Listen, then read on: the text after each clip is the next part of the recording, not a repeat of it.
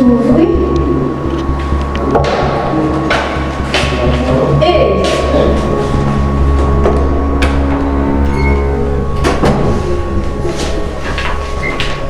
Et madame. Calme, calme. on va passer là. Koto bala. Quoi de blague? Koto bala nam ju. Eh, eh. Dio. Aso wa tomi la kala. Pourquoi qui est-ce qu'on parle là? Aki aso parler. Ada ni ma parler. Aso wa domi la kala, OK?